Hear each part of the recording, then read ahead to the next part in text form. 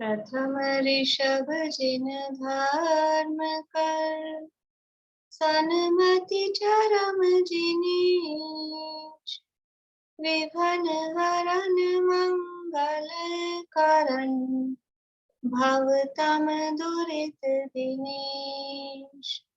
वाणी जिन मुख देखिरी, परिगणाधिपकान। अक्षर पदमय विस्तरी, करहि सकल कल्याण। गुरुगण धर गुण धर सकल, प्रचुर परम्पर और। व्रत तप धर तनु नगन धर, वंदो वृष शिरमौर। वंदो वृष शिरमौर। तिहुवन तिलयं देवं, वन्दिता तिहुवनिन्द परिपूज्यं। वोच्चं मणुपिहाओ, भवीय जनानंद जननीयो। त्रिभुवन तिलक शत इंद्र वंदित, देव श्री अरहंत को। कर नमन कहूँ अनुप्रेक्षाएं, भव्य को सुख कर हो।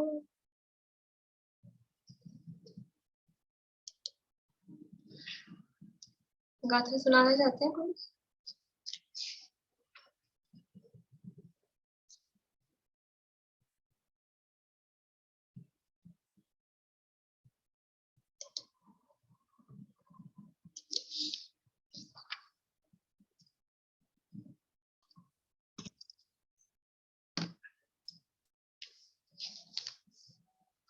कार्तिकेय अनुप्रेक्षा नाम का ये ग्रंथ है और इसके अंतर्गत संसार अनुप्रेक्षा की चर्चा यहाँ चल रही है। संसार अनुप्रेक्षा में संसार जो चार गति रूप चतुर्गति रूप संसार कहा जाता है, चार गतियों में मिथ्यात्व और कषाय से संयुक्त होता हुआ जीव किस प्रकार से दुख उठाता है, उसकी चर्चा करने के उपरांत अब 5 प्रकार के संसार का वर्णन यहाँ कर रहे हैं कि किस प्रकार से अनादिकाल से जीव ये 5 प्रकार के संसारों में परिभ्रमण कर रहा है। वो परिभ्रमण क्यों कर रहा है और वो 5 प्रकार के संसार कौन से हैं? 5 प्रकार के संसार कौन से हैं?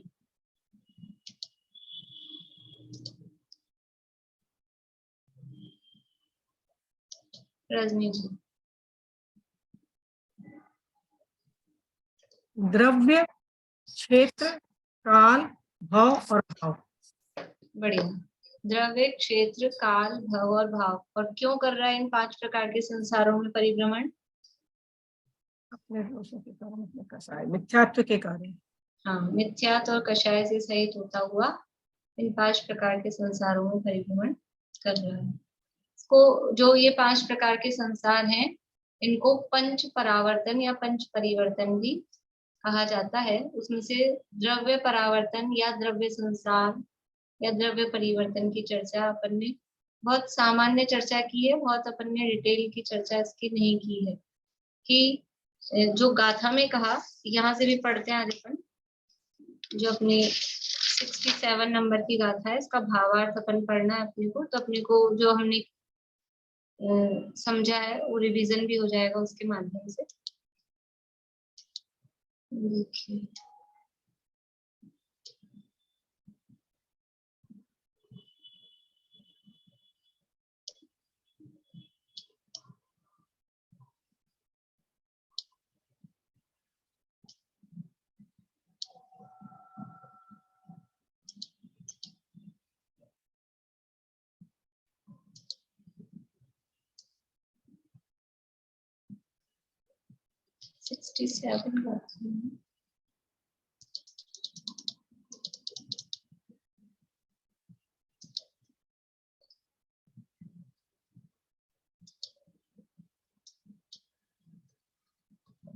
देखिए भावार्थ, अन्वयार्थ और भावार्थ। गाथा भी पढ़ लेते हैं, 67 नंबर की गाथा है। बंधति मुंचति जीवो परिसमयं कम्म पुक्कला विविहा नो कम्म पुक्कलाविय मिच्छत् कषाय संयुक्तो। मिथ्यात्व और कषाय से यह जीव पुद्गल कर्म को नो कर्म पुद्गल को समय प्रति बांधता और छोड़ता। यह जीव इस लोक में भरे हुए अनेक प्रकार के पुद्गल जो ज्ञानावर्णादि कर्म रूप तथा औदारिक आदि शरीर नो कर्म रूप हैं, उनको समय समय प्रति मिथ्यात्व कषाय सहित होता हुआ बांधता है और छोड़ता है। यानी अनेक प्रकार के पुद्गल, अनेक प्रकार के पुद्गल कौन से हैं? एक तो ज्ञानावर्णादि कर्म रूप पुद्गल और दूसरे हैं औदारिक आदि शरीर रूप नो कर्म रूप पुद्गल। दो प्रकार के पुद्गल हो गए, दो प्रकार का द्रव्य परावर्तन बताया, कर्म पुद्गल परावर्तन और नो कर्म पुद्गल परावर्तन। तो दो प्रकार के पुद्गलों को जीव हर समय ग्रहण करता है। एक तो है ज्ञानावर्णादि कर्म रूप और दूसरे हैं औदारिक आदि शरीर रूप। तो औदारिक आदि शरीर में वो औदारिक अवैक्रिय कारक 3 शरीर 6 पर्याप्ति वो आदि में सब आ गए। समय समय प्रति बांधता है और छोड़ता है, हर समय उन पुद्गलों को ग्रहण कर रहा है, कर्म रूप पुद्गलों को भी और नो कर्म रूप पुद्गलों को भी, और हर समय ही छोड़ भी रहा है। ये काम कब से कर रहा है? कब से कर रहा है ये काम? अनादिकाल से। तो कितना टाइम हो गया ये काम करता हुआ कि वो अनादि पीछे पीछे जाएंगे तो एंडलेस टाइम है, अनंत काल हो गया ये काम करते हुए। उस काल को बताने के लिए यहाँ ये बात कही है। देखिए भावार्थ, मिथ्यात्व कषाय के वश से, इसका कारण पहले बता दिया क्यों कर रहा है ये, कि मिच्छ कसाय संयुक्तो, मिच्छत कषाय संयुक्तो। ये कौन हर समय कर्मों को बांध रहा है, नो कर्म को बांध रहा है और छोड़ रहा है? कौन कर रहा है ये काम? कि ये जो मिथ्या दृष्टि जीव है। सम्यक दृष्टि जीव के अब ये परावर्तन नहीं होगा, कर्म बंध रहे हैं यद्यपि, लेकिन सारे नहीं बनते हैं और उसका कर्मों की निर्जना होना शुरू हो गया है, संवर हो गया है। इसलिए जो मिथ्या दृष्टि जीव है, मिथ्यात्व कषाय संयुक्त जो जीव है, वो मिथ्यात्व कषाय के वश से ज्ञानावर्णादि कर्मों का समय प्रबद्ध, अब समय प्रबद्ध डैश लगाया है, डैश मतलब उसका अर्थ बता रहे हैं। समय प्रबद्ध का क्या अर्थ है? अभव्य राशि से अनंत गुणा, सिद्ध राशि के अनंतवें भाग, ये समय प्रबद्ध का अर्थ है। अपन ने देख लिया था ये अर्थ। समय प्रबद्ध मतलब, समय प्रबद्ध का मतलब है एक समय में ग्रहण किए जाने वाले कर्म या नो कर्म वर्गणाएं, वो कहलाती है समय प्रबद्ध। समय में बद्ध यानी बंधने वाली, एक समय में बंधने वाली। और वो कितने होते हैं? कि अभव्य राशि से अनंत गुणा, जितनी अभव्यों की संख्या है उससे अनंत गुणा, और सिद्ध राशि से अनंतवें भाग, सिद्धों की जितनी संख्या है उसका, उसमें अनंत का भाग लगाओ उतना, या अभव्यों की जितनी संख्या है उसमें अनंत का गुणा करो। अभव्य राशि से अनंत गुणा, सिद्ध राशि के अनंतवें भाग, ये जो समय प्रबद्ध पुद्गल हैं, इतने पुद्गल परमाणुओं का स्कंद रूप कार्बन वर्गणा को समय समय प्रति ग्रहण करता है। जो पहले ग्रहण किए थे वे सत्ता में हैं, उनमें से इतने ही समय समय नष्ट होते हैं। वैसे ही औदारिक आदि शरीरों का समय प्रबद्ध, वही समय प्रबद्ध, नीचे फुटनोट में देखिए समय प्रबद्ध का अर्थ वही लिखा है, एक समय में जितने कर्म परमाणु और नो कर्म परमाणु बने उन सबको समय प्रबद्ध कहते हैं। वैसे ही औदारिक आदि शरीरों का समय प्रबद्ध शरीर ग्रहण के समय से लगाकर आयु की स्थिति पर्यंत ग्रहण करता है, वह छोड़ता है। इस तरह अनादिकाल से लेकर अनंत बार ग्रहण करना और छोड़ना होता है। अनादिकाल से लेके आज तक क्या कर रहे हैं? अनंत बार ये समय प्रबद्ध ग्रहण किए हैं और समय प्रबद्ध छोड़े हैं।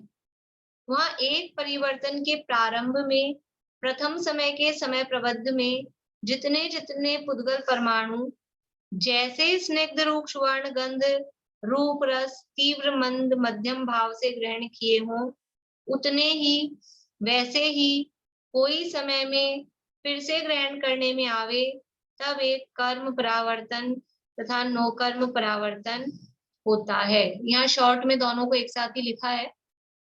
मैंने कल आप लोगों को मेरे नोट्स के पेजेस की फोटो भेजी थी, आप लोगों ने देखी होगी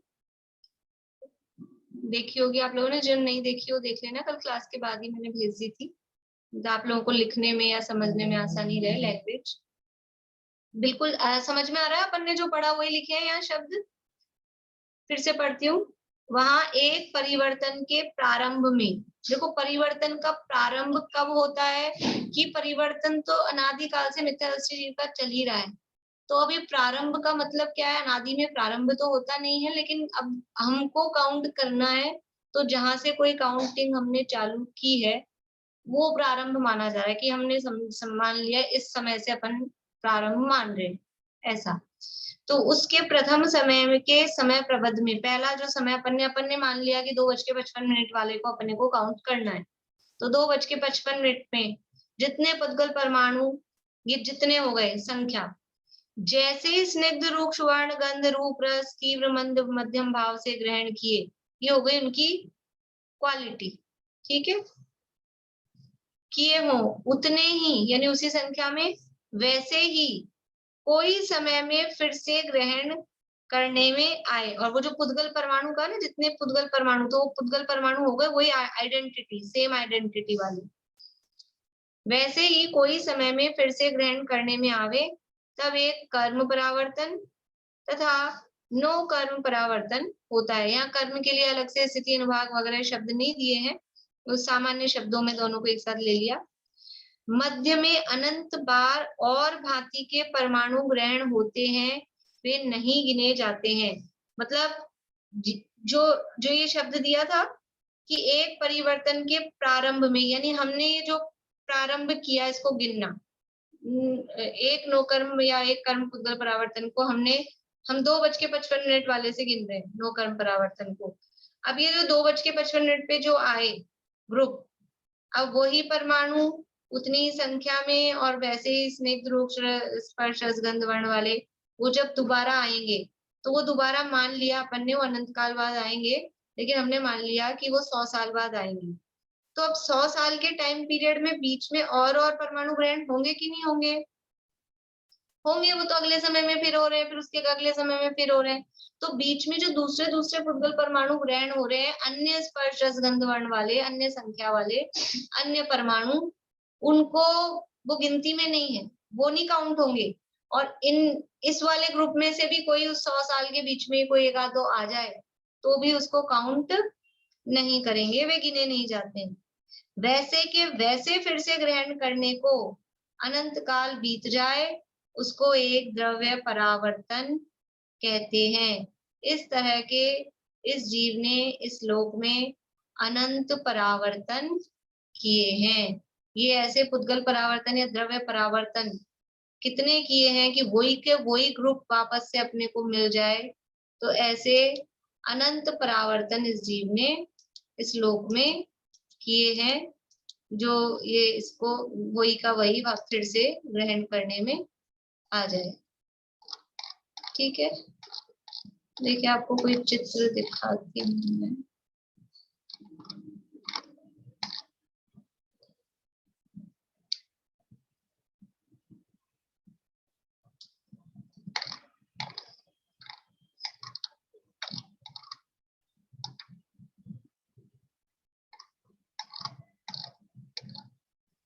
चलिए ठीक है, इसमें किसी को कुछ पूछना है? आगे बढ़े, बोलिए। तो इसमें द्रव्य परावर्तन में मानो स्पर्श के 20 परमाणु, रस के 5, गंधक के 2, ऐसी जो परमाणु नहीं बोलेंगे इसको, उसकी शक्ति है। परमाणु तो एक है, उस परमाणु में स्पर्श की शक्ति, ऐसा बोलिए। तो जिस टाइप की शक्ति रहेगी, मतलब 20% रहेगी, 5% रहेगी, तो वैसी की वैसी पूरी सीक्वेंस, मतलब 20 की 21 हो गई तो भी नहीं चलेगा, 20 की 20.5 हो गई तो भी नहीं चलेगा, सेम बिल्कुल ऐसी आती है क्या? पर आती है क्या ऐसी? आती अनंत बार आए हैं वापस, तभी तो ऐसे अनंत परावर्तन की। और इसका पूरा यंत्र वगैरह है, मतलब हम कितने परमाणु ग्रहण करते हैं, हम जो भी ग्रुप ग्रहण करते हैं ना, ये समय प्रबद्ध ग्रुप में अपने शब्दों में बोल रही हूँ, वो जो समय प्रबद्ध आता है उसमें कुछ वर्गणाएं हमारी पहले ग्रहण की भी वाली आती हैं, कुछ नई आती हैं, ग्रहित आती हैं, कुछ मिक्स वाली होती है। वर्गणा भी तो स्कंद है ना, वर्गणा एक स्कंद है, तो उस वर्गणा में भी कुछ परमाणु ऐसे हैं जो एकदम नए हैं एक ही वर्गणा में, और कुछ हैं जो पहले रीयूज वाले हैं, पहले हमने यूज लिए हुए हैं, तो एक वर्गणा वो मिश्र कहलाएगी। एक वर्गणा पूरी की पूरी ऐसी है, उसमें सारे के सारे परमाणु ऐसे हैं जो हम पहले यूज में ले चुके हैं। एक वर्गणा ऐसी है जिसमें सारे के सारे परमाणु ऐसे हैं जो हमने कभी यूज में नहीं लिए थे। तो ऐसे ग्रहित, अग्रहित, मिश्र, ऐसे कॉम्बिनेशन बन के वो समय प्रबद्ध आता है। वो हर समय ऐसा समय प्रबद्ध आ रहा है। तो अब वो जो जैसे परमाणु थे और उसमें जितना स्पर्श गंध वर्ण का जितना परसेंटेज बिल्कुल एग्जैक्टली वैसा का वैसा, वो जब आ जाएगा तब वो एक परावर्तन पूरा होगा। और वो पूरा उसको दोबारा आने में अनंत काल लगेगा ही लगेगा, उससे पहले नहीं आ सकते, क्योंकि वो इतने वर्गणाएं अनंत है और एक एक वर्गणा में परमाणु अनंत होते हैं, उन सबको मैचिंग मिलना सेम वैसे की वैसी, उसमें अनंत काल लग जाता है फिर से। मतलब वो पूरा ग्रुप ही साथ में आने को, इसमें भी कुछ एक्सक्यूज नहीं। हाँ, पूरा वैसा का वैसा, वो ही परमाणु उतनी ही संख्या में और उसी क्वालिटी में ये सब शब्द याद दीजिए, स्निग्ध, रूक्ष, वर्ण, गंध, रूप, रस, तीव्र, मंद, मध्यम, जैसे भाव से, भाव तक की बात यहाँ कह दी, जिस भाव से हमने ग्रहण किए थे उसी टाइप से वो वैसे के वैसे ग्रहण होने चाहिए। और किसी को कुछ पूछना है? मुझे याद है मैंने आप लोगों को लाभ के लिए कहा है, लेकिन अभी करेंगे अपन चर्चा, आप लोग लिखते जाइए, मुझे पता है सब नहीं करके आए होंगे, इसलिए कल का और समय दे रही हूँ कि ये द्रव्य परावर्तन को आप सोचना, आप लोग लाभ कब विचार में आएगा अपने को, जब आप लोग सोचोगे कि इसमें हुआ क्या, इससे अपन इससे क्या लाभ ले सकते हैं, अपने को क्या फायदा हो सकता है पढ़ने से, वो आप ऐसा करके सोचोगे तो आपको समझ में आएगा। बोलिए रजनी जी। मतलब एक्चुअल में तो पंच परावर्तन काल के ही बारे में बता रहा है कि कितना लंबा समय अपन ने व्यतीत किया, मेन तो इसका वही हुआ पंच परावर्तन पढ़ने का, कितने काल हमने व्यतीत किए इस तरीके से। हाँ। काल का परिमाण इससे पता चल रहा है। बोलिए अनीता जी। काल का परिमाण तो बता रहा है, लेकिन इसके जो मतलब इसका इफेक्ट किस चीज पे आ रहा है, हम इससे इस क्या हम सोच सकते हैं, वो कुछ और इससे निकलेगा। अनीता जी।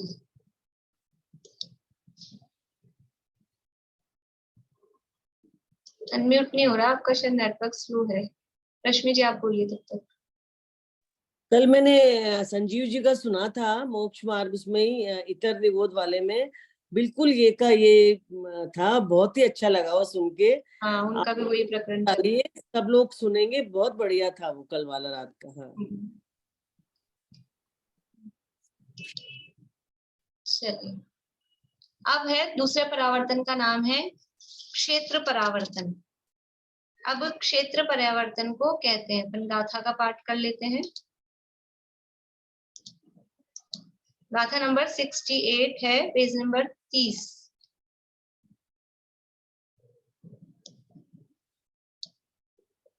सो को विनति देसो लोया सस्य निर्वसे सस्य जत्न सभो जीवो जादो मरिदो ये बहुवारम।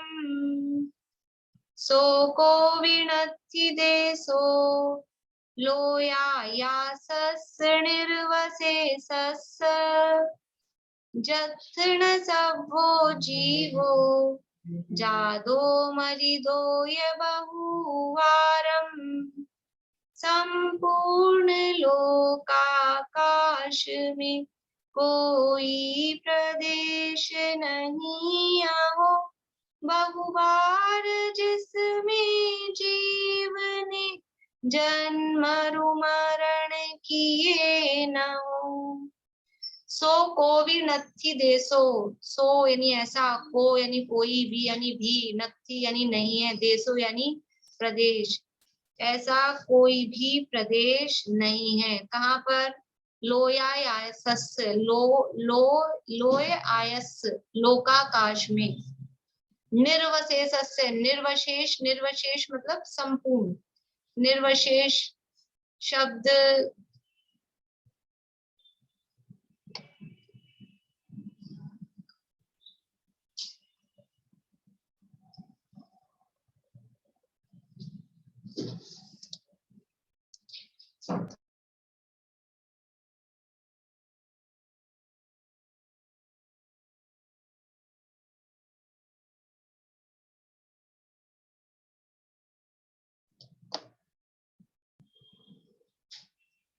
जो निर्वशेष सब होता है, निर्वशेष का मतलब है कुछ भी शेष नहीं बचा। निर्वशेष शब्द मेरे हिसाब से भक्तामर में आता है, प्रश्नम आता है वहाँ। निर्वशेष का मतलब है निरअवशेष, यानी कुछ भी नहीं बचा। कुछ भी नहीं बचा मतलब संपूर्ण, सीधा सा अर्थ है निर्वशेष का संपूर्ण। तो निर्वशेष लोयायासस्य यानी संपूर्ण लोकाकाश में, सो ऐसा कोई भी नथी देशो, ऐसा कोई भी प्रदेश नहीं है। निर्वशेष संपूर्ण लोयायासस्य लोकाकाश में ऐसा कोई भी देश यानी प्रदेश नहीं है। जथ यानी जहां, न यानी नहीं, सभो जीवो, सभो जीवो यानी सभी जीवों ने, सभो जीवो सभी जीवों ने, समस्त संसारी जीवों ने। जादो यानी जन्म, मरिदो यानी मरण, यह बहुबारम बहुत बार, यानी अर्थ इसका बनाएंगे तो कि संपूर्ण लोकाकाश में ऐसा कोई भी प्रदेश नहीं है जहां पर समस्त जीव बहुत बार जादो यानी जन्म और मरिदो यानी मरण नहीं किए हों, जिनमें सब जीवों ने, एक भी प्रदेश ऐसा नहीं है लोकाकाश का जहां समस्त जीव जन्मे और मरे। और कितनी बार? बहुबार, एक बार नहीं, एक बार जन्मा एक बार मरा ऐसा नहीं, हर प्रदेश पर बहुत बार जन्मा मरा नहीं हो, ऐसा लोकाकाश का कोई भी प्रदेश नहीं है। देखो क्षेत्र परावर्तन की बात है, पहले द्रव्य परावर्तन की बात थी। द्रव्य परावर्तन में द्रव्य का अर्थ क्या था? द्रव्य का अर्थ था पुद्गल द्रव्य। पुद्गल द्रव्य ऐसा कोई भी नहीं रहा जिसको हमने ग्रहण नहीं किया और छोड़ा नहीं बार बार में, तो वहां पुद्गल द्रव्य की बात थी। अब क्षेत्र मतलब, क्षेत्र का शब्द आते ही, क्षेत्र का मतलब होता है आकाश का एरिया। क्षेत्र मतलब आकाश का एरिया, एरिया को हिंदी में, इंग्लिश में एरिया बोलते हैं, हिंदी में क्षेत्र बोलते हैं। तो आकाश मतलब आकाश द्रव्य। अब आकाश द्रव्य में कहाँ जा सकता है जीव? आकाश द्रव्य है लोक में भी और अलोक में भी, पूरा लोकालोक में विस्तृत है। तो अलोक में तो कोई जीव, कोई भी द्रव्य, दूसरा द्रव्य जा नहीं सकता है, तो लोकाकाश की बात है। तो संपूर्ण लोकाकाश में ऐसा एक भी प्रदेश, ऐसा नहीं बोल रहे एक भी देश, हम तो गए नहीं, हम तो अफ्रीका नहीं गए, हम तो ऑस्ट्रेलिया नहीं गए, हम तो कनाडा नहीं गए, हम तो अमेरिका नहीं गए, हमारे तो सारे देश ही बचे हुए हैं। ये कह रहे हैं कोई देश नहीं बचा हुआ पूरे लोकाकाश में, एक भी। अच्छा बताओ, हम कभी सरवार सिद्धि गए कि नहीं गए? सरवार सिद्धि नहीं गए ना, वहां से गए होते तो एक भवावतारी होते हैं, सरवार सिद्धि जाके आते तो अभी यहाँ बैठे होते क्या पंचम काल में? अभी तो फिर हम कहीं ना कहीं चौथे काल में होते, फिर मोक्ष जाने की तैयारी होती। हम कभी सरवार सिद्धि तो गए नहीं, तो फिर कैसे कह रहे हैं कि लोकाकाश का एक भी प्रदेश नहीं है जहां हर जीव जन्मा मरा नहीं हो? सरवार सिद्धि गए हैं, लेकिन देव बन के नहीं गए। ये ऐसा क्षेत्र कोई नहीं छूटा जो हमने टच मतलब, हाँ वहां अकेला टच नहीं, वहां पे जन्म भी लिया, वहां पे मरण भी किया। एक तो अकेला ऐसा है कि घूम आया है, अमेरिका जाया है, ये कह रहे हैं ऐसे घूम घूम के टच करके आने की बात नहीं, ऐसे होता है, अपनी ट्रेन निकलती है कहीं कहीं रास्तों में से, तो अपन किसी को, बच्चे करते हैं ऐसा अपनी वो दिखाने को, जितने भी बीच में शहर जो भी आ रहे होंगे, हम तो यहाँ भी जाया है, यहाँ भी जाया है, यहाँ भी जाया है, तो वो तो केवल गुजरे हैं वहां से, उतरे नहीं, घुमा नहीं, फिरा नहीं। ऐसा नहीं, हर जगह जन्मा, हर जगह मरा, एक भी प्रदेश ऐसा नहीं है। इसका नाम है क्षेत्र परावर्तन। देखिए अर्थ देखिए, समस्त लोकाकाश के प्रदेशों में ऐसा कोई भी प्रदेश नहीं है जिसमें ये सभी संसारी जीव कई बार उत्पन्न न हुए हों तथा मरे न हो। बहुबारम जादो या मरिदो, यह न कि बहुत बार जन्मे या यानी और, मरिदो यानी मरे, न यानी नहीं हो, बहुत बार जन्मे और मरे नहीं हो, अर्थात बहुत बार, हर प्रदेश पर बहुत बार जन्मे हैं और मरे हैं। पहले भावार्थ की केवल 2.5 लाइन पढ़ते हैं, फिर बाकी का बाद में पढ़ेंगे। समस्त लोकाकाश के प्रदेशों में यह जीव अनंत बार तो उत्पन्न हुआ और अनंत बार ही मरण को प्राप्त हुआ। ऐसा प्रदेश रहा ही नहीं जिसमें उत्पन्न नहीं हुआ हो और मरा भी नहीं हो। ऐसा कैसे हो सकता है कि ऐसा हो सकता नहीं है, ऐसा हुआ है, एक बार नहीं बहुत बार हुआ है। ठीक है, तो कैसा है ये क्षेत्र परावर्तन का स्वरूप कि परिभाषा लिख लीजिए आप लोग पहले, क्षेत्र परावर्तन किसे कहते हैं। यहाँ तो क्या है, ये यहाँ जो गाथाओं में दिया है ये परिभाषा नहीं है, ये उसका सामान्य सरल, बहुत ही सरल बताया गाथा में, गाथा में बहुत सरलता से दिया है। वो तो भावार्थ में दिए थोड़ी सी कठिनाई, वो भी बहुत कुछ खास नहीं है, वो भी सरल शब्दों में दिया है। लेकिन क्षेत्र परावर्तन का मतलब क्या है कि लिखिए, समस्त अवगाहनाओं को, ऐसे करिए, जीव की समस्त अवगाहनाओं को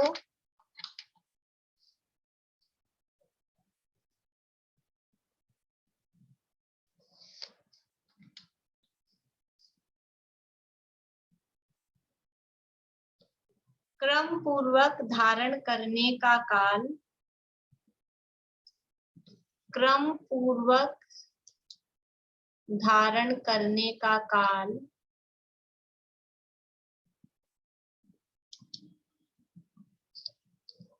फिर से बोल रही हूँ, जीव की समस्त अवगाहनाओं को क्रम पूर्वक धारण करने का काल तथा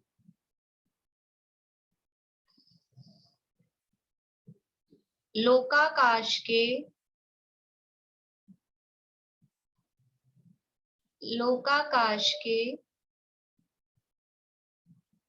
समस्त प्रदेशों पर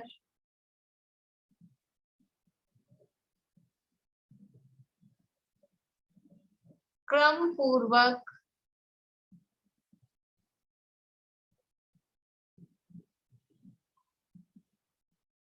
जन्म धारण करने का काल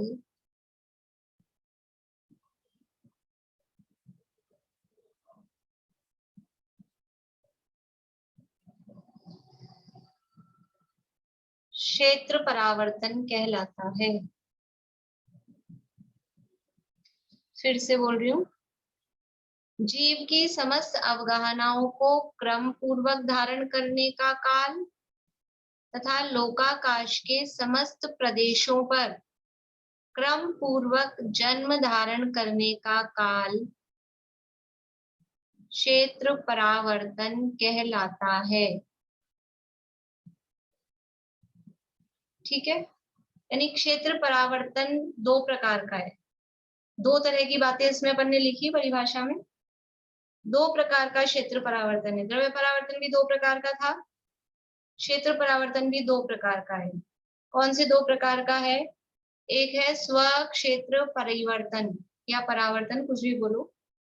पहला है स्व क्षेत्र परिवर्तन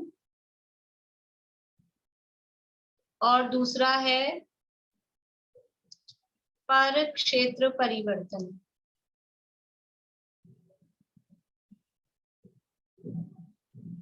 स्वयं क्षेत्र परिवर्तन और पर क्षेत्र परिवर्तन, ये दो प्रकार का क्षेत्र परिवर्तन होता है। स्वयं क्षेत्र परिवर्तन का क्या मतलब है? स्वयं का मतलब है अपना, अपने का मतलब यहाँ क्या लेना है? अपना आकार। अपना आकार का मतलब यहाँ पे शरीर सहित जीव की बात है। हम जो शरीर जीव है, शरीर के आकार को धारण करता है। संसार में जीव शरीर में ही रहता है, शरीर सहित ही होता है। तो शरीर का जो आकार है वो जीव का आकार कहा जाता है। तो खुद के आकार में चेंज करना, कैसे करना? तो जो अपन ने पहली लाइन लिखी है कि जीव की समस्त अवगाहनाओं को क्रम पूर्वक धारण करने का कार्य। स्वयं क्षेत्र परिवर्तन में क्या होगा अभी समझ लीजिए, मैं लिखवा दूंगी। फिर कोई बात आपको लगती हो कि अपने को लिखनी है तो लिख लीजिएगा, पर फास्ट लिख सकें ऐसा। स्वयं क्षेत्र यानी अपना, अपना क्षेत्र। अपना मतलब ये शरीर का जो आकार है उसको स्वयं क्षेत्र कहा जा रहा है। पहली बात तो ये समझना, यहाँ अकेला आत्मा से मतलब नहीं है, क्योंकि शरीर सहित जीव रह रहा है संसार में।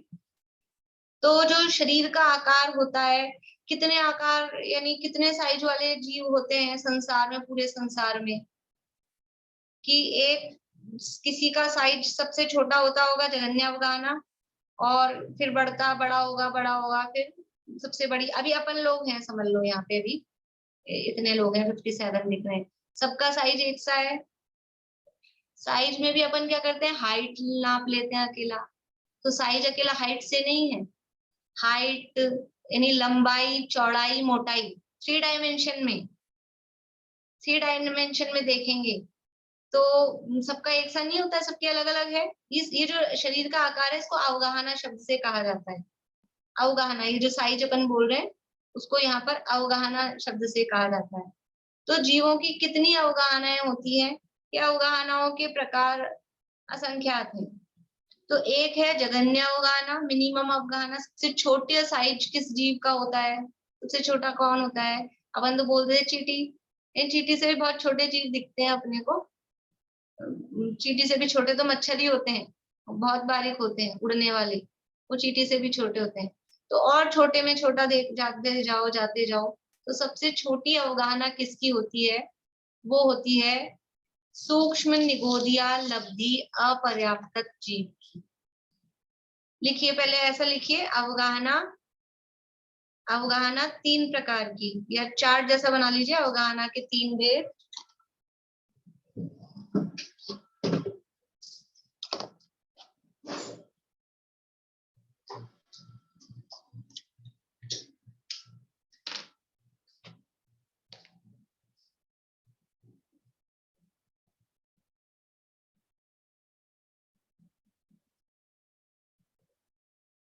जगन्य अवगाहना,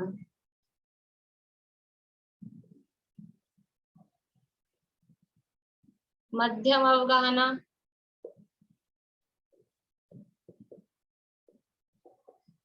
और उत्कृष्ट अवगाहना।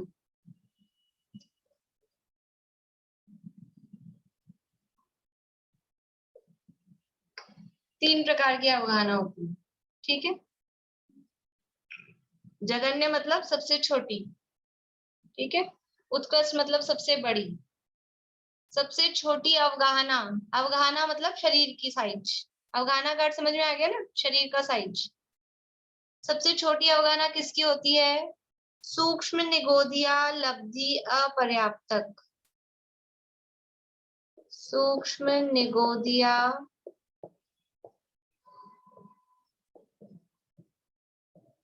लब्धि अपर्याप्तक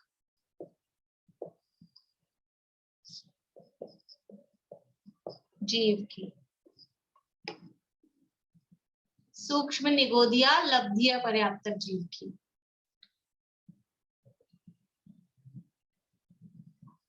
ये तो जीव बताया है, किस जीव की। कब होती है? हर समय होती है क्या? हर समय नहीं होती। कब होती है? तो आप ऐसा लिख सकते हैं, कब होती है, ऐसा लिख के। ऋजु गति से, यानी इस जीव की भी ये जगन्य अवगाहना कब होगी? ऋजु गति से जन्म लेने पर, ऋजु गति से जन्म लेने पर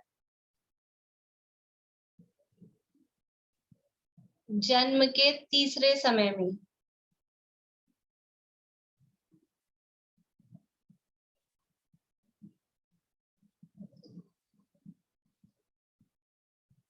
ऋजु गति से जन्म लेने पर जन्म के तीसरे समय में जगन्य अवगाहना किसकी होती है? सूक्ष्म निगोदिया लब्धि अपर्याप्तक जीव की। कौन होता है ये निगोदिया? तो कल बताया था। निगोदिया यानी साधारण वनस्पति, यानी जिसमें एक शरीर के मालिक अनंत जीव होते हैं, उसका खुद का पर्सनल शरीर नहीं होता। साधारण का मतलब है कॉमन, जिनका शरीर ही कॉमन है, पर्सनल शरीर ही नहीं है। अनंत जीवों का एक शरीर है, वो है साधारण, वो है निगोदिया। अभी निगोदिया भी दो प्रकार के, निगोदिया नहीं सभी समन्वय केंद्रीय जीव दो प्रकार के होते हैं, सूक्ष्म भी और बादर भी। तो उसमें से बादर नहीं, सूक्ष्म, सूक्ष्म, और सूक्ष्म में भी पर्याप्त भी होते हैं, अपर्याप्त भी होते हैं। तो ये कौन सा वाला लेना है? अपर्याप्त। अपर्याप्त मतलब लब्धि अपर्याप्त, यानी जिसकी पर्याप्तियां पूरी नहीं होंगी। यानी कौन सा जीव है ये? जिसकी आयु श्वास के 18वें भाग होती है। जो भी लब्धि अपर्याप्त जीव होते हैं उनकी आयु श्वास के 18वें भाग होती है। तो ये निगोदिया है। निगोदिया में भी सूक्ष्म निगोदिया है, सूक्ष्म निगोदिया में भी पर्याप्त नहीं है, लब्धि अपर्याप्त है। ठीक है, इसकी आयु कितनी है? श्वास के 18वें भाग, एक श्वास में 18 बार जो जन्म मरण करता है वो वाला जीव है। तो सूक्ष्म निगोदिया लब्धि अपर्याप्तक जीव की कब होगी ये जगन्य अवगाहना? वो होगी उसका जब वो ऋजु गति से जन्म लेगा। जन्म लेने में एक ऋजु गति होती है, एक मोड़े वाली गति होती है, अपन तत्वार सूत्र के दूसरे अध्याय में पढ़ेंगे। तो ऋजु गति का मतलब है सीधा, मोड़ा नहीं लिया, यहाँ से मरा सीधा कहीं जाके जन्म लिया, वो कहलाती है ऋजु गति। ऋजु गति से जन्म लेने पर जन्म के पहले समय में नहीं, दूसरे समय में नहीं, तीसरे समय में इसकी सबसे छोटी अवगाहना होती है। ठीक है, पहले समय में उसका थोड़ा बड़ा साइज होता है, छोटे समय मतलब समझ लो रेक्टेंगुलर होता है फर्स्ट समय में, सेकंड समय में फिर बनता है स्क्वायर जैसा, तो रेक्टेंगल से स्क्वायर थोड़ा छोटा हुआ, और तीसरे समय में फिर वो होता है सर्किल जैसा, सर्किल और छोटा, वो कोने कम हो गए, तो वो सबसे छोटी अवस्था उसकी उस समय होती है। ये सबसे छोटी अवस्था है, यहाँ से काउंट करना है। दीपिका जी एक मिनट में मेरी पूरी बोलूं या आप पूछ लीजिए फिर बोलते। यही समझना था मुझे ऋजु गति का एग्जैक्ट मीनिंग बस। ऋजु गति का मतलब है सीधी सरल, वो तो मैं बता ही रही थी। हाँ बस वही भी, इसीलिए मैं चुप हो गई थी, उनका कुछ पूछना ही नहीं। ठीक है, सूक्ष्म निगोदिया लब्धि अपर्याप्तक, इसका अर्थ समझ में आया? निगोदिया जीव है, सूक्ष्म है, बादर नहीं है, ऐसा भी आप लिख लीजिए। तो जिसको सूक्ष्म नहीं है, सूक्ष्म है मतलब बादर नहीं है।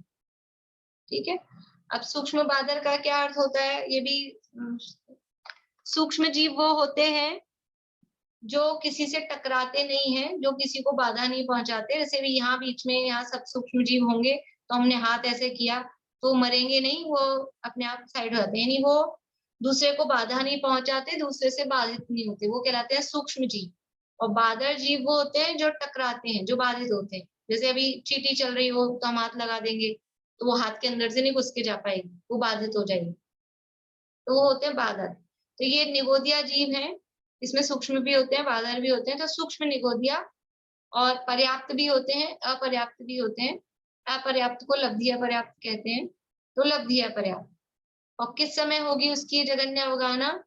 जन्म के तीसरे समय पर, ऋजु गति से जन्म लेने पर जन्म के तीसरे समय। ऋजु का मतलब होता है सरल, सरल मतलब सीधा, बिना मोड़े वाला। ऋजु गति मतलब बिना मोड़े वाली गति।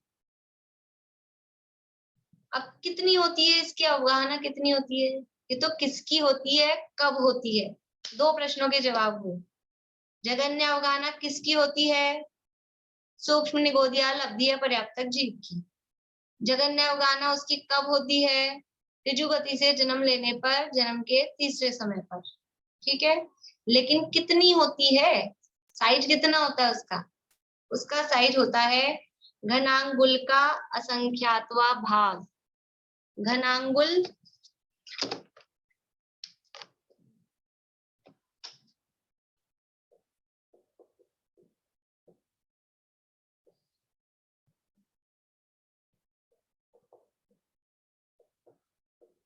देखो पूरी, ये अगर मैथ्स की फॉर्म में लिखेंगे तो ऐसे लिखेंगे घनांगुल बटा असंख्यात, और उसको आप वाक्य बना के लिखेंगे तो घनांगुल का असंख्यातवां भाग प्रमाण।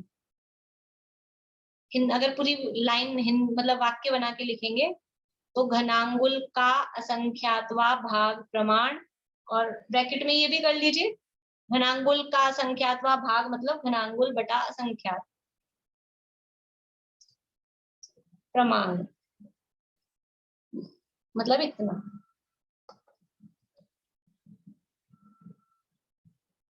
ये उसका साइज होता है, ठीक है। अब घनांगुल क्या होता है? घनांगुल को मतलब स्थूल रूप से बता देती हूँ मैं आपको। घनांगुल का मतलब होता है, जैसे ये एक अंगुल कहा जाता है, ये ना, ये अपनी एक ये एक अंगुल है, और इसका घन करेंगे 3 डायमेंशन में, जितनी ये लंबाई है उतनी चौड़ाई मोटाई। तो मान लो उदाहरण के लिए ये एक घनांगुल है, एग्जैक्टली ये नहीं है लेकिन अभी उदाहरण के लिए ये एक घनांगुल है, ये जो अपनी पोर है ना। अब इसके असंख्यात हिस्से करें, असंख्यात, असंख्यात कितना बड़ा होता है जो मति शुद्ध ज्ञान के में समझ में नहीं आता, वो असंख्यात होता है, ठीक है। तो इसके असंख्यात टुकड़े करें, इसमें अपने आने वाला है आगे अलौकिक गणित भी आएगी कार्तिकीय अनुप्रेक्षा में, जब आएगी तब अपन पढ़ेंगे, ठीक है ना, तब वो चर्चा भी करेंगे। कठिनाई से डरते तो नहीं आप लोग? घबरा तो नहीं रहे ना कोई? मजा आना चाहिए, नई नई बातें बिल्कुल जानने को मिले तो घबराना नहीं चाहिए। तो इसके अपन असंख्यात टुकड़े करो तो समझ लो जितना छोटा सा जो होता है, ऐसा आप समझ लीजिए घनांगुल का असंख्यातवां भाग। अब कह ही रहे जगन्य अवगाहन है, मतलब इससे छोटा कुछ होगा नहीं दुनिया में, और साइज किसी का जीव का, तो इतना छोटा वो उसका आकार होता है। दीदी मैं ये कहना चाह रही, सबसे छोटी अवगाहना के लिए तीसरा समय जो कहा है, जन्म लेते ही पहले समय में दूसरे में वो आहार ग्रहण करने लगता है जीव। अपर्याप्त भी पूरी पर्याप्त कुछ नहीं होती, आहार तो लेता ही होगा ना। तो आहार के हिसाब से ऐसा लगता है कि पहले समय में छोटी अवगाहना होनी चाहिए, तीसरे में क्यों नहीं? वो तीसरे समय पर ही वो उसका आकार ऐसा का है, पहले समय पे उसका आयताकार होता है, दूसरे समय में वर्गाकार होता है, फिर तीसरे समय में गोलाकार होता है, तो वो तब सबसे छोटा होता है। मैंने यही कह रही, पढ़ तो लिया फिर आपस में चर्चा करके जरा वो लग रहा है, पढ़ने से नहीं समझ में आया था मुझे, अब आपके कहने से मान रही हूँ।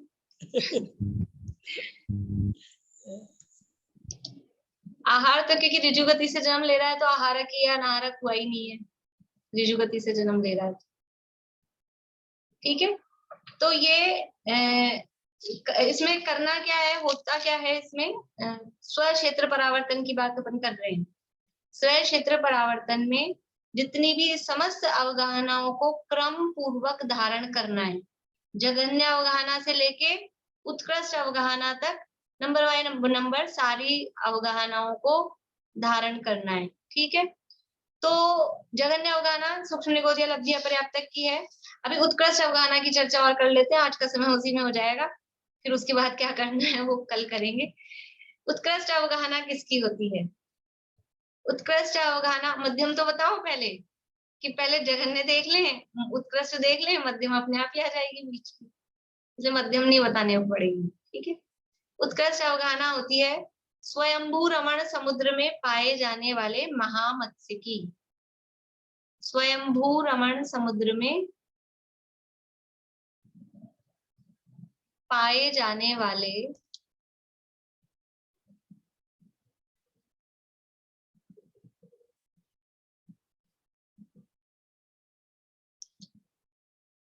महामत्स्य, म आधा तय आधा से य, मत्स्य, मत्स्य यानी मछली, म आधा तय आधा से और य, महामत्स्य की।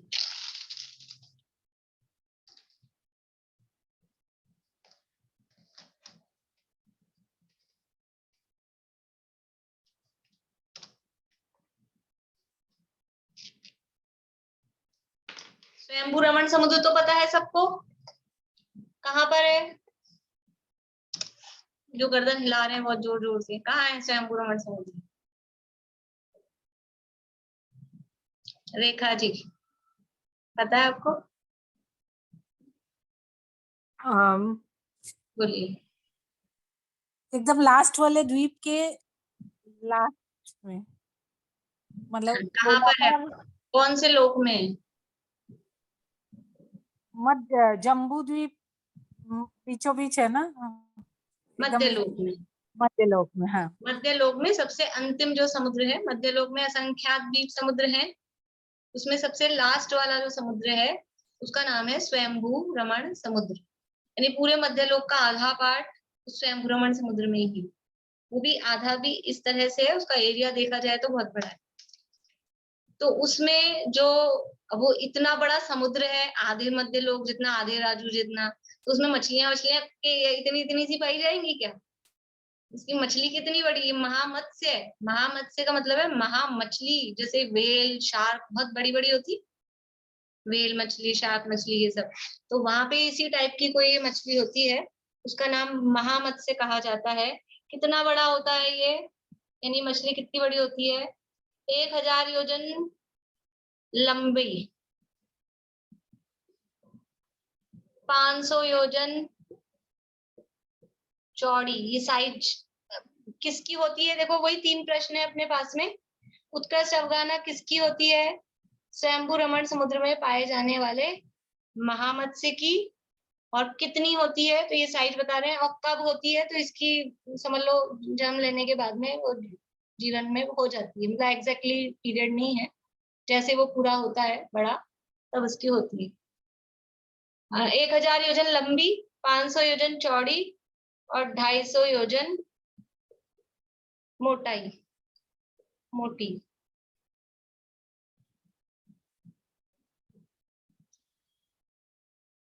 अब इन तीनों को गुणा करके उसका अवगाहना का साइज निकालना है।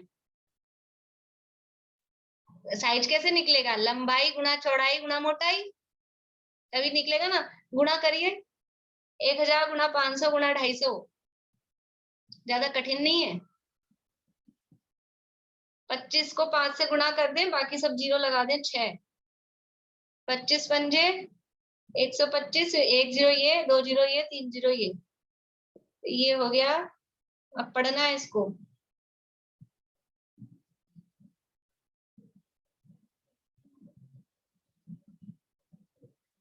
इकाई, दहाई, सैकड़ा, हजार, 10,000, लाख, 10 लाख, करोड़, 10 करोड़।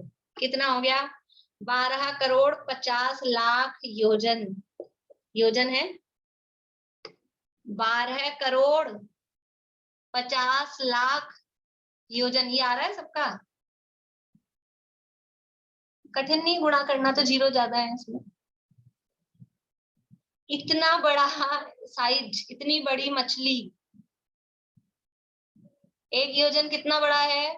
4 कोस का। छोटा योजन लेते हैं। अब इसको कोस में, अब 4, एक कोस में लगभग 3 किलोमीटर, तो इसको 12 से गुणा कर दो तो कितने किलोमीटर की हो जाएगी? जो आया ना 12 करोड़ 50 लाख, इसको 12 से गुणा कर दो, एक योजन में 12 किलोमीटर लगभग।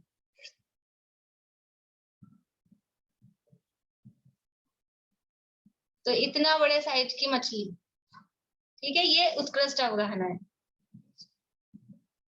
जघन्य अवगाहना और उत्कृष्ट अवगाहना। अब मध्यम अवगाहना किसकी होगी, कौन सी होगी? कि जो सूक्ष्म लिगोदिया लब्धि अपर्याप्तक की जो हमने ली है, घनांगुल का असंख्यातवां भाग, उसमें एक प्रदेश अधिक, फिर उस नेक्स्ट अवगाहना होगी उसमें 2 प्रदेश प्लस, फिर उससे नेक्स्ट होगी उसमें 3 प्रदेश प्लस, ऐसे एक एक प्रदेश बढ़ाते हुए अवगाहना में कहाँ तक आना है? ये 12 करोड़ 50 लाख योजन तक। एक एक प्रदेश बढ़ाते हुए, तो मध्यम अवगाहनाएं कितनी हो गई? असंख्यात प्रकार की मध्यम अवगाहनाएं हो जाएंगी। यानी हम सबकी जो अवगाहना है वो किस में आएगी? मध्यम अवगाहना है सब। हाथी की, चींटी की, मच्छर की, मक्खी की, मनुष्य देवनाग की, जितनी भी अवगाहनाएं हैं, वो भूमि में 3 कोस का शरीर है, वो सब मध्यम अवगाहनाओं में जाएंगी। सबसे बड़ी अवगाहना ये 12 करोड़ 50 लाख योजन वाली, ठीक है। सबसे छोटी वो सूक्ष्म निगोदिया लब्धि अपर्याप्त की।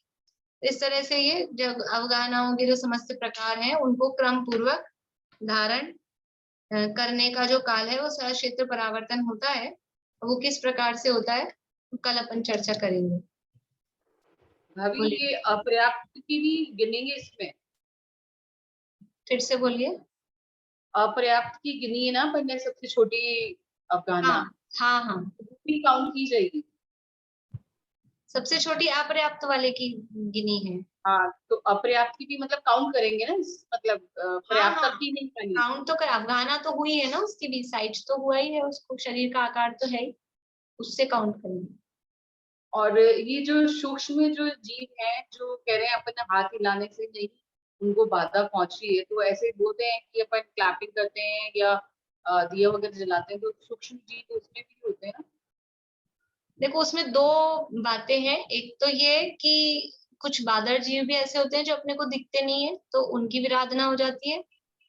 और क्योंकि हम असावधानी से काम कर रहे हैं, अयत्नाचार पूर्वक कर रहे हैं, बिना प्रयोजन से कर रहे हैं, तो यद्यपि सूक्ष्म जीवों की हिंसा तो नहीं होती, लेकिन क्योंकि हमको उनसे विरक्ति का भाव भी नहीं है, हमको ऐसे भाव भी नहीं है कि इन जीवों की रक्षा हो, तो उसलिए भी उसको वो अविरति रूप या असावधानी रूप दोष उसको कहते हैं। दो तरह से उसको कहा जाता है। मैम जो दोनों प्रकार के जो कर्म परमाणु बंधे उसी को एक समय प्रबंध में माना जाएगा, नो कर्म और कर्म उद्गल जो बंधे अलग अलग। कर्म का समय प्रबंध अलग है, कर्म का समय प्रबंध अलग है। इसमें ऐसे सेंटेंस लिखा हुआ है ना बुक में, वो इसलिए मैं मैंने कंफ्यूज कहा हो ना, गई। वो सरलता से लिख दिया उसमें एक साथ ही, वही कंफ्यूज हो गई मैं। एक समय में जो नो कर्म वर्गणाएं आ रही हैं वो नो कर्म का समय प्रबंध, एक समय में जो कर्म वर्गणाएं आ रही हैं वो कर्म का समय प्रबंध, दोनों अलग अलग आएंगी क्योंकि वर्गणाएं अलग अलग हैं। जो नो कर्म वर्गणा है उससे कर्म नहीं बन सकते, जो कर्म वर्गणा है उससे नो कर्म शरीर नहीं बन सकता, इसलिए वो अलग अलग आएगा, दोनों रॉ मटेरियल अलग अलग। इसकी डेफिनेशन क्या लिखी है? सूक्ष्म निगोदिया से ऊपर और ये उत्कृष्ट। डेफिनेशन कुछ नहीं लिखनी, अभी मैं फिर लिखवा दूंगी, अभी तो आप ये बस अवगाहनाओं का नाम लिख लिया ना। ठीक है, समझ में आ गया ना अभी आपको, फिर लिख दीजिए। और किसी को कुछ पूछना है? प्रशस्ति क्या याद करके आओगी कल?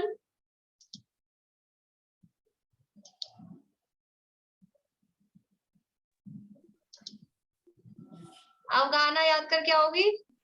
जगन्य किसकी होती है, उत्कृष्ट किसकी होती है, ठीक है? मम्मी को बोल देना याद करा दें, ठीक है? ओके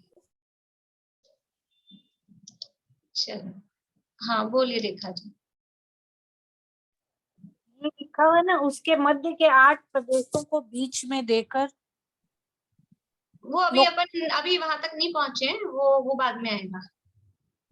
नहीं मैंने ये सूक्ष्म निगोद लब्धि अपर्याप्त खाली बीचों बीच ही पैदा होते हैं, ऐसा कुछ।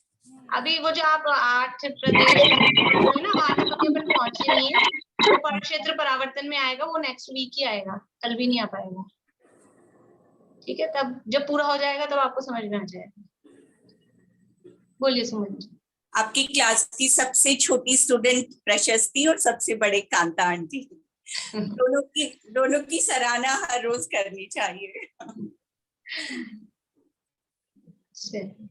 और पूछना है किसी को कुछ?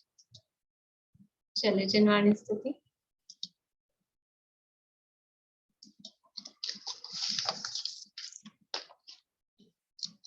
बोलू मैं? हाँ। सांची तो गंगा यह बीत रागवाणी, अविच्छिन्न धारा निज धर्म की कहानी, जामे अति विमल अगाध ज्ञान पानी, जहाँ नहीं संशयादि पंख की निशानी, सांची तो गंगा यह बीत रागवाणी, सप्त भंग जहाँ तरंग उछलत सुखदाई, संत चित्त मराल वृंद रसे नित्य ज्ञानी, सांची तो गंगा यह वीत रागवानी, अविच्छिन्न धारा निज धर्म की कहानी।